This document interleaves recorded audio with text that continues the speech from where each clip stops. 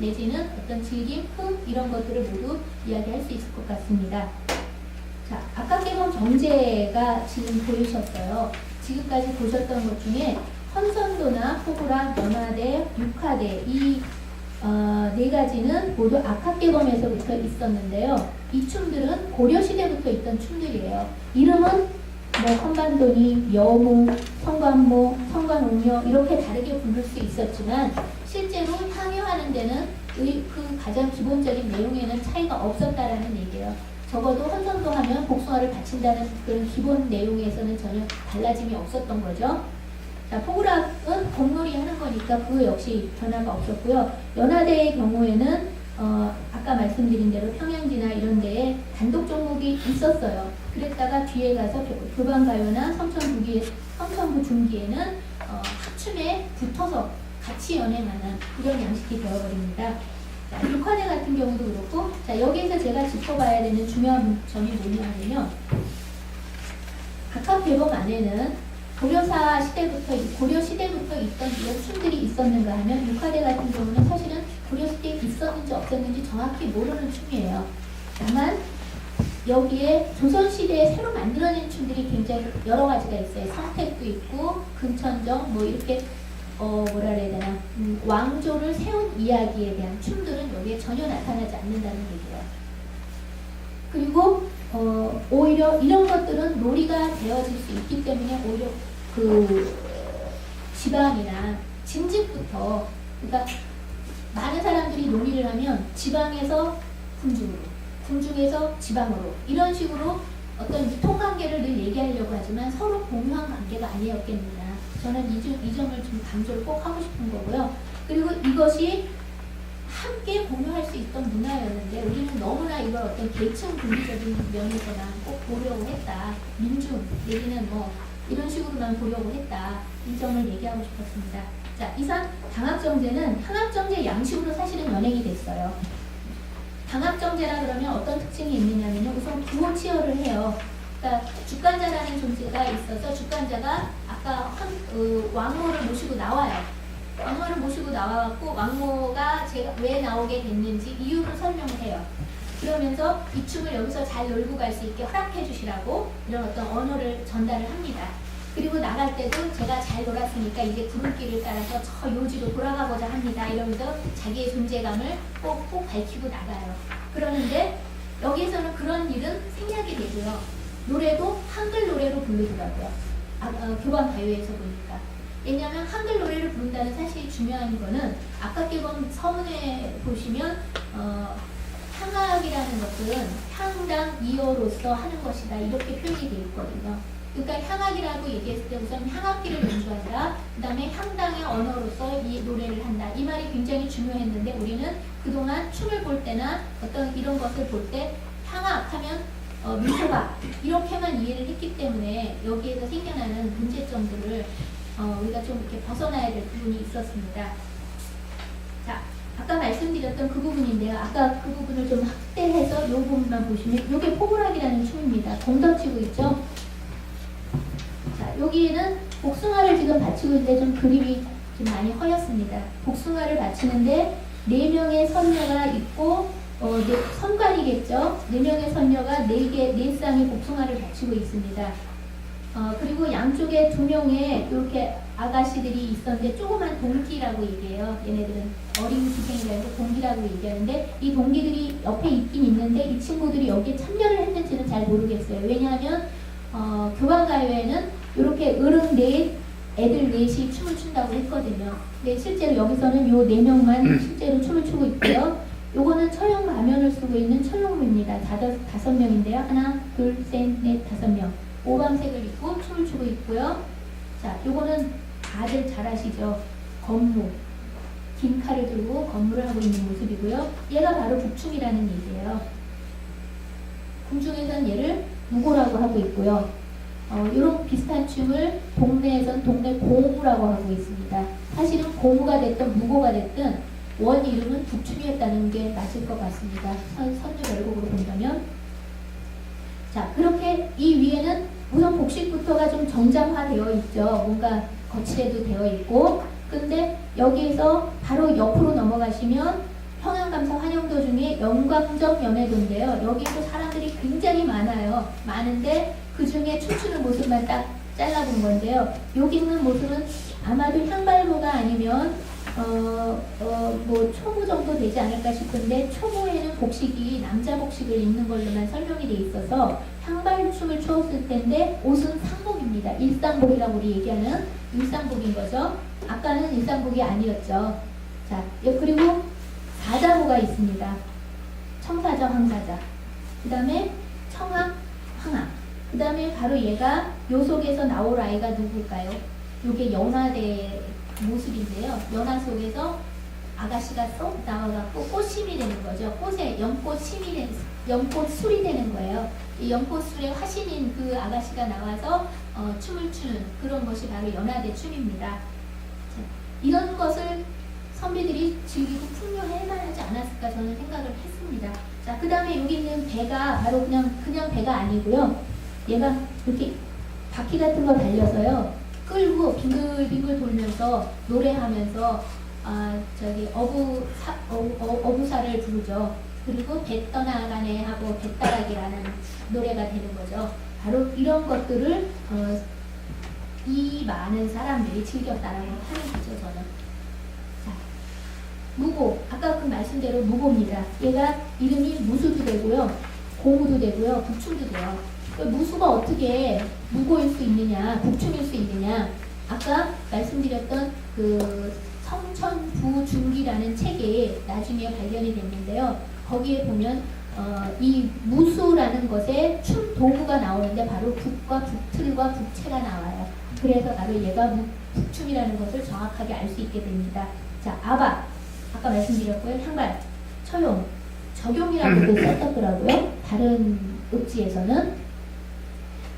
향합정제로 정읍사, 얘네들은요, 요 무고는 정읍사 노래를 불러요.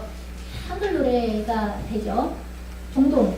그 다음에 보호자가 있는데요. 보호자는 사실은 당학이에요. 보통 당학이라고 우리는 알고 있고, 거기 안에 노래는 벽연농을 해서, 이거는 남사 만만대, 만만대 하고, 결국은 당학의 한자 노래인데, 아마도 향발에서 이 보호사를 썼다 그러면 아까 헌선도의 가사를 한글화했듯이 여기서도 한글화한 가사를 노래하지 않았을까라고 생각은 합니다만 증명할 방법은 없습니다.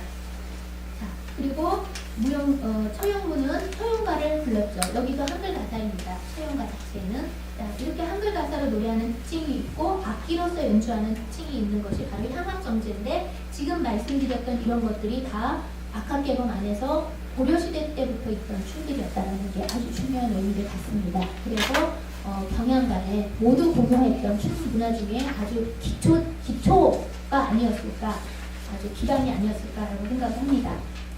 그 다음에 정제무도홀리 같은 경우는요, 이제 저희가 임진왜란이니 난리를 너무 많이 겪어갖고 실제로 남은 기록은 거의 고종 때의 기록뿐이에요. 홀기가 뭐냐면요.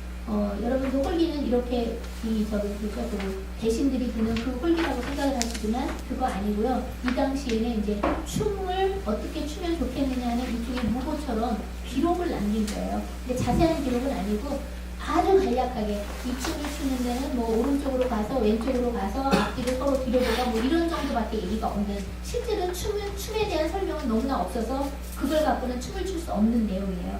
근데 현재는 그 기록만을 가지고 전통을 삼고 있는 건 또 하나의 또 문제점 중에 하나라고 볼 수 있습니다.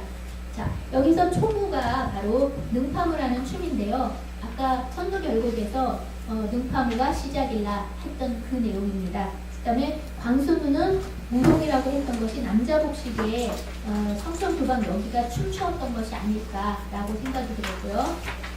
자, 이렇게 여기서 하나 우리가 또 하나 생각해 볼 거는 숙종 32년 이후에 나타나는 조선왕조실록 기록에 보면은요, 잔치를 하면 외연을 하면 꼭 무동이 춤을 추어야 했었어요. 내연에는 여기들이 추고 외연에는 남자들이 춤을 추잖아요. 무동이 춤을 추는데 그때 종류가 다 정리되는 거예요. 초무, 아박, 향발, 무고, 강수 이 5가지밖에 다섯 가지 다 정리가 돼요.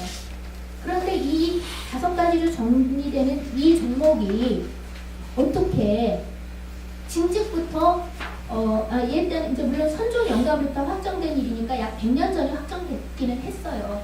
그런데 성천지에 이미 이 5가지는 기본 들어있었다라는 거죠. 그리고 그 기본 5가지를 통해서 연행을 했었다라는 얘기예요. 자, 그리고 초문화 강수문화 압박계범에서는 사실 그 이름이 있기는 있지만 실제로 그게 공유한 춤인지는 우리가 아무도 모르기 때문에 증명이 불가합니다. 그때부터 있었던 춤이었는지 아닌지는. 순주 무자년에 추어졌던 초무의 그림이고요. 요 2사람이 추는 거고요. 뒤에 있는 사람들은 대부분 노래를 하거나 이제 여기에서 그러니까 뭐랄까 다음 순서를 지키거나 이런 경우입니다. 여기에서 이 사람들이 모두 춤에 소속된 사람은 아니고요. 요 초무는 2사람, 광수무 2사람 이렇습니다. 근데 뭐 소매가 넓다 그러지만 이 소매나 크게 다르지 않은 것 같습니다. 알겠습니다. 끝내겠습니다. 건무, 칼춤이고요. 이렇게 해서 제인들이 공연에 참여했다고 했는데 사실은 이렇게 해서 본다면 무동춤도 기녀가 췄고 기녀춤도 무동이 출 수 있었다면 이런 것에 어떤 혼합 현상 같은 것도 혹시 과거에는 있지 않았을까 하는, 그러니까 혼성으로도 공연이 될 수 있었을까 하는 것도 한번 지금 생각해 볼 수 있다라는 생각이 들었고요. 이렇게 궁중에서 유입된 것들이라고 보통 얘기를 하지만 사실은 서로 언제든 공유할 수 있는 문화였다라는 생각이 저는 더 강하고, 여기에서 항장무가 또 하나 우리 생각해 볼 만한 게 뭐냐면요. 궁중 정지에 공방무라는 게 하나 따로 딱 떨어져 나와요. 건무의 공유라고 우리는 그냥 알고 있어요. 그런데 항장무 안에서 공방무만 따로 떼어내서 이 시대에 만약 연행이 가능했다 그러면 다른 방식으로도 건무도 이렇게 변화에 필요하다 그러면 언제든지 걔네들을 갖다 쓸 수 있는 그런 시대적인 가능성을 갖고 있었는데 우리는 그런 것을 너무 어떤 형식과 틀에만 매여서 생각했던 건 아닐까 하는 생각을 해봤습니다. 자, 기사 사연도입니다. 이때만 해도 뭐 임금이 내려보내줬으니까 이 정도 할 수 있지 않았느냐. 아박과 한용무입니다. 그리고 그 밖에 초무, 아박, 한가위, 무고, 강수를 칠 친구들이 여기 있는 거고요. 국악원에서 정제를 재현했을 때 이 사람들은 이제 즉흥무를 쳤다고, 거지들이 나와서 이제 즉흥무를 쳤던 그런 기록을 그러니까 하나의 어떤 재현 행사를 한 적이 있었는데, 이렇게 보시면 이원 기록 대첩에 보시면 이분들이 선비가 되시겠죠, 그죠? 계급 사회 안에서. 그리고 이분들이 즐긴 춤이 결국 정제라는 얘기죠. 제 얘기는 처용무고 호구라 그림이에요. 다른 사람이지만 너무 그림이 흐려서 죄송합니다. 어떻게 해볼 수 없네요. 그리고 이렇게 잔치가 베풀어지고 이 박사들이 어떤 복식을 입고 있느냐, 아까 같이 사모관대를 착용하느냐 아니면 이런 그냥 도포를 입느냐에 따라서 이 잔치의 규모도 좀 다르게 이해를 하시면 됩니다. 뭐 황창무하고 승무하고 의왕가무 같은 게 있는데요. 저는 이 승무가 여기에서 보시면 저희 이 어디더라? 각종 탈춤에서 보시면 노장과장이라고 얘기하는 그 춤이 바로 이 승무 과장이에요. 근데 이 속에서 혹시 그 노승의 춤 같은 그런 것이 연불과장이며 타령이며 이렇게 연주하는 그런 춤들이 빼내서 다시 추어졌을 때 현재와 같은 춤으로도 발전할 수 있었던 것은 아닐까라는 그런 면도 한번 생각해 봤습니다. 내집 말 하겠습니다. 아카케범의 고려조부터 전승된 정제는 조선 초기 그 이전부터 지방에서도 중요한 것으로 여겨지고요. 기존의 공중 정제로 알려진 종목 중 적어도 15종은 이미 지방 도방의 공식 종목으로 경향간에 공통 사용했다라고 생각합니다. 지방 선비들의 잔치나 놀이에 기녀를 불러서 풍류를 벌인다면 기녀들이 자신들이 알고 있는 이와 같은 춤이나 잔치의 놀이 그런 목적에 맞추어서 선택하여서 공연을 하지 않았을까. 오늘 아침에 갑자기 진짜 말이 꼬여있네요. 아침에 급히만 들어갔거든요. 자, 신윤복의 쌍검대무라고 알려진 이런 건무가 이렇게 따로 떨어지거나 아니 이런 것들도 가능한 이유가 아까 같은 이유가 아닐까라고 생각을 했습니다. 자, 저에 대한 반성입니다.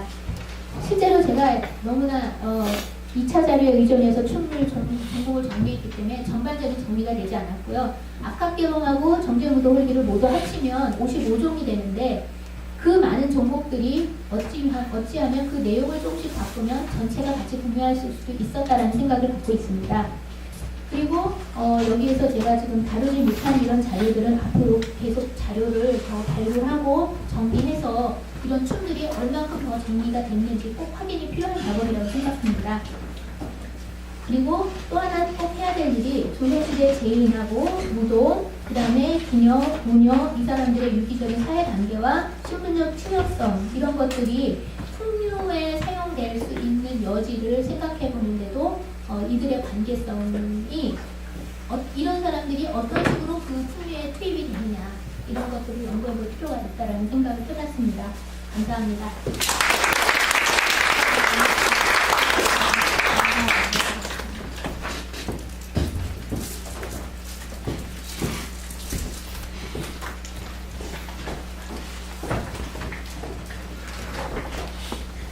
답변 감사드립니다. 다음으로 이어서 논평으로 이해라 선생님께서 논평 발표해주겠습니다.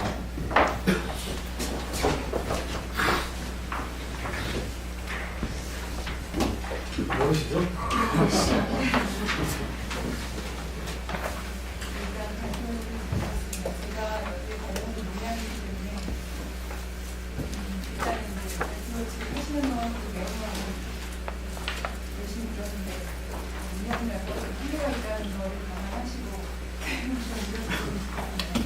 제가 논평한 거에 어떤 논점을 하면 오늘 저희가 학술대회 주제를 좀 충실했다고 생각을 했는데 제가 좀 논평은 성비와 성리를 전에다가 수준을 가지고 논평을 썼다는 것을 전해주시기 바랍니다.